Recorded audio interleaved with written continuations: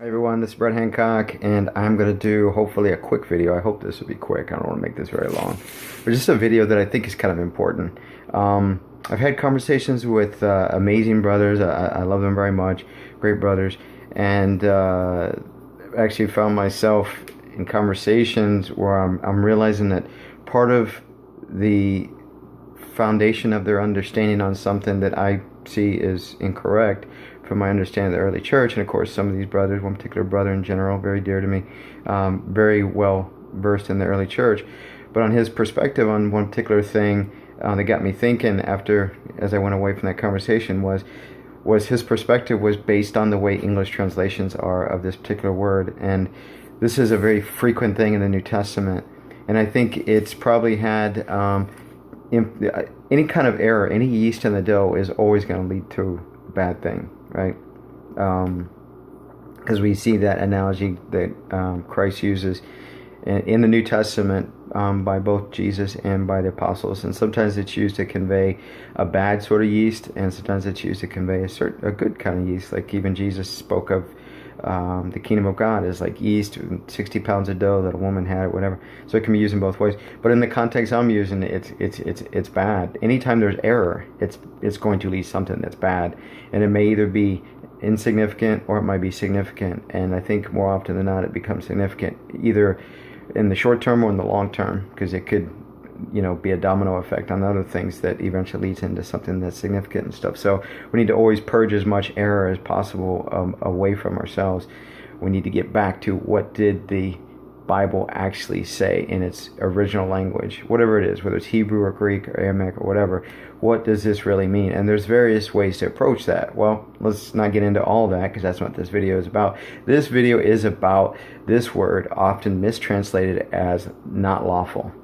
Okay, Eston is typically the way it is, which would be a third-person version of the to be verb Eston, because the to be verb in English, let's just use English. In English is, kind of the idea of something that would either with Greek, we either call it morphology, or even the fact that words are I'm actually trying to think of the word here, because a lot of times when I'm doing training and stuff, it's usually in Greek. It's not actually using the English words that typically are used for things in seminaries whenever they're studying Greek. It's use the Greek forms of them. So I can't even think of what they call it. But one version of it, what they would call it morphology, and I can't think of the other. If I think of it, I'll mention it later on, but it's not really significant to my point here anyway. But anyway, point being is if we use the English to be verb, it would start out as I am, you are, so it's first person singular, second person singular for the verb to be. Right, so to be, when it's conjugated, doesn't look anything like to be at all. It's like I am doesn't look like be at all, right? So when we conjugate it, it's, I am, you are, she is, or he is, or it is, right? That's third person singular. So that's what we're talking about here. Eston is the third person singular, present tense, indicative mood version of the to be verb, right? Which is, anai. Anyway, not get into whether it's present tense or aorist tense or whatever, not get into all that, the variants of that. But anyway, if you have the infinitive and you got the to be infinitive, the version of it, Eston, is present tense. It is Eston, right? So now a very common thing with Greek, and this video is not about Greek, but I'm just going to give a little background here, is that we borrow from prepositions. This is what Greek does, slaps them on the front end of words, and it doesn't have to be a verb, it could be a noun too. It's very common. So we've talked about it in other videos, like for instance, divorce and remarriage videos, where we're talking about apo on the front of luo. Apo is a preposition. It's added as a prefix on the front of a word, and it gives a certain spin of what the word all by itself would normally mean, like luo together with apo. Instead of luo, which just means loose, now, or to loose, now it means loose from, right? So it puts a little bit of a variation where you could throw other variations on the front of luo as they do, or whatever. But anyway, Greek has this, and they don't use all the prepositions to do that as prefixes on words, certain words that do it with others. And English is the same way. Other languages are exactly the same way. So anyway, back on point. So the little background there, back on point. Ex, or ek, means out of, because maybe you've heard me talk about ecclesia, which is usually translated as our word church, and people have an erroneous idea that that's a church building. It's not at all. Ecclesia is participle, means called, and ek is out of, so it's called out of, literally what that word means.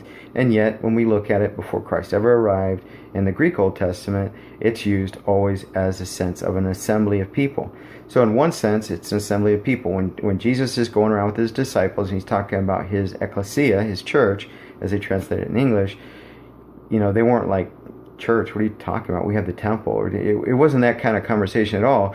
He was thinking they're hearing like an assembly of people. But then over time, they're starting to actually see when he's saying, my ecclesia, my called out of, just as he said in John chapter 5, verse 28 and 29, that when the Son of Man comes back, and the second coming is the implication, that everyone would hear his voice. Those that hear his voice will come out, and those who have done what is good to the resurrection of life, those who have done what is evil to the resurrection of condemnation. So, ecclesia in that sense, called out of the assembly of people that were in the intermediate state in either Hades or paradise. And if you're not familiar with what the early church saw in the scriptures, it's right in the scriptures about what happens, after we die. I encourage you to go to scrollpublishing.com. David Brousseau did an amazing teaching on what the early Christians believed about life after death. So just go to YouTube, type in Scroll Publishing, Life After Death, watch that video, and then after that, be very interesting for you, is that's the prerequisite. Now go watch what the early Christians believe about Christ's descent into Hades. That'll be very interesting for you.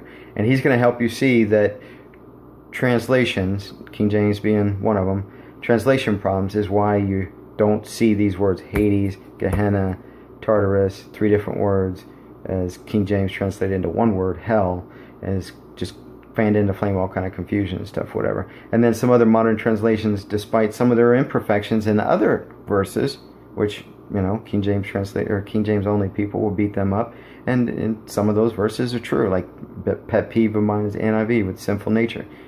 Sarx does not mean sinful nature; it means flesh. And so King James, true to the word flesh, they translate flesh. That's good, right? But here they translate these words and they can cause confusion about what happens after we die. So anyway, encourage you to go to Scroll Publishing, at least watch Life After Death. Brousseau's going to point out in the scriptures, you can do some investigation, see, whoa, that's not really hell, that's Hades. Ooh, this says it's hell in the King James, but it's actually not Hades, it's Gehenna. That's one of them is post-judgment, one of them is pre-judgment, and all this kind of stuff, whatever. And then what's it talking about with Tartarus and Peter's letter and stuff, whatever. Go to that video, check it out. Really encourage you to do that. So anyway, get back on point here. So here we have ecclesia. So we have this word ek. And so when it's used in a way where there's a vowel that follows after it, it's transformed from ek to we're no longer using what we would call in our alphabet K. They call it kappa in Greek. It's now a xi, which we don't have an equivalent of that in English. So now it's like a KS is kind of the sort of thing. So now it's, if you were to write it in our alphabet, I guess you would say EKSESTIN. That's this word, which is basically to be verb Eston together with ek. So it's kind of awkward because it doesn't directly translate as, is out of. It's kind of weird because when you look at it in context, they translate it as it's not lawful. Like Matthew 12 verse 2, or Matthew 12 verse 10, or Matthew 12 verse 12. Or Matthew 14 verse 5, or 4 verses that use this word, and they translate it, it's lawful, it's not lawful, right? Well, really, the better understanding in English would be it's not permitted. Now, what's the big deal about the distinction there, and why is it a pet peeve of mine? It's because when you start getting into really understanding what Jesus teaches about obedience to God, and about obedience to the commands of God, in the Mosaic dispensation versus the dispensation that Jesus introduced, and how the early church just took very seriously what Jesus says. Jesus plainly says, my commandments, not the commandments as if he's subordinate to Moses, the commandments of his, right? So when you want to get that on straight, and then you got a word that's saying this is not lawful, whether it's referring to the Old Testament, New Testament, it's very significant of whether it's permissible or whether it's permitted or whether it's okay to do or whatever. Translating it that way versus whether it's lawful or not. Because when you take the idea of lawful, it's an implication whether there's actually a command or not in God's Word, the whole Bible, whether it's the Old Testament, New Testament, whatever the particular passage might be. Is it pointing to Moses or whatever, or is it pointing to what Jesus said, whatever. If it says it's not lawful, then the implication is there was a command from God that says this can't be done or this can be done. And it leads to wrong conclusion, and it leads to heresy, it leads to error, and all these things that are bad, right? Because it pollutes, it taints, the truth and stuff, which is kind of like you got, a piece of fruit here, and all of a sudden you got a rotten spot on it or something or whatever, and that's what it does to the truth, and that's not good. So that's the purpose of this video. So what I'm going to do is I'm going to stop this video right here, and I'm actually going to turn the camera around the other way, and I'm actually going to capture all the passages that are in the scriptures, and you'll be very surprised to see how many of them you are. And then the onus is on you to actually go and study these scriptures and start training your mind when you see this in your favorite version of the Bible to no longer think of these passages, not other passages. Because if other passages and they're not in these passages, and it says it's not lawful, in all probability, because I haven't done a comprehensive study, in all probability, there really is a command from God, and this is saying this is not lawful, or it is lawful, or another word Jesus talks about in Matthew 7, 20, 22, 23, 24, where he talks about lawlessness. That really is the word nomos that has to do with law, and then you put an alpha in front of it, an A in front of it, and it's lawless. In other words, not law, no law, or something like that. Even Paul uses that in the book of Romans, and the way they translate it is without law. But it's not really without law, it's more, in my view, lawless, because it's exactly what is used by Jesus in other places, whatever. But in any case, that's law, right? The root is talking about law. Huge difference between that and just a word that is implying whether it's permissible or not. In other words, is it culture or society, or the Pharisees, Sadducees, or traditions, or whatever the limiting factor is that says this is not permissible, but there's nothing in there that says law. It's kind of like the word, kind of heard, if you've been watching my videos, especially divorce and remarriage ones, apoluo. Okay, in English, divorce has everything to do with legal implications. So when it's translated apoluo is divorce, I got a problem with that, because the word in and of itself does not mean that. It just means loose from, right? So there's no legal implications in the word itself, right? You got to look at the context. How is that word all by itself, together with the surrounding other words in the sentence, in the paragraph, whatever?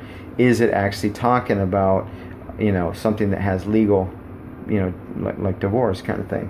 And certainly Matthew 5:31, not 32, but Matthew 5:31 clearly has legal implications, because Jesus is pointing to, the Pentateuch, or the Torah, the law of Moses, to where if you go read that whole book where he's talking about in the context or whatever, he is giving the law. So it is law, right?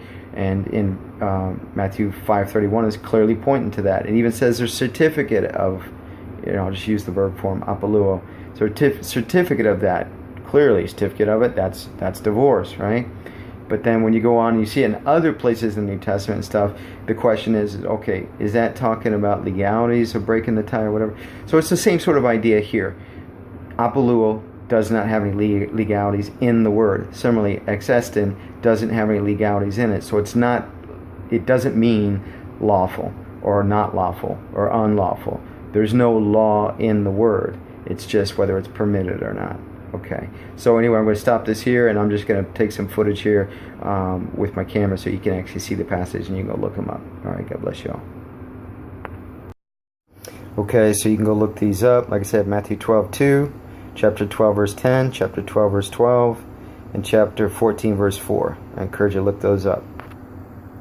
Okay. Also, Matthew 19, verse 3, chapter 20, verse 15, chapter 22, verse 17, chapter 27, verse 6, Mark chapter 2, verse 24, Mark chapter 2, verse 26, and chapter 3, verse 4.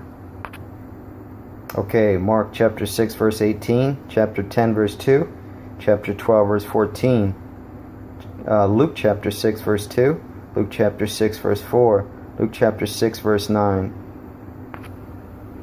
Okay, Luke chapter 14, verse 3, Luke chapter 20, verse 22, John chapter 5, verse 10, John chapter 18, verse 31, Acts chapter 8, verse 37, Acts chapter 16, verse 21, Acts chapter 21, verse 37. Okay, and so this finishes it up. Acts chapter 22, verse 25, 1 Corinthians 6, verse 12, 1 Corinthians 6, verse 12. Oh, it's used twice there, okay. Chapter 10, verse 23, And still with 1 Corinthians chapter 10, verse 23, like I said, these do not mean lawful or unlawful. It has nothing to do with the with our word that has to do with laws, which would be a bunch of commands kind of idea. That's what a law is, right? So there's nothing to do with obeying, disobeying commands of God. This has to do with just whether it's permissible. Permissible by whom? The context will tell you that. Okay, God bless you.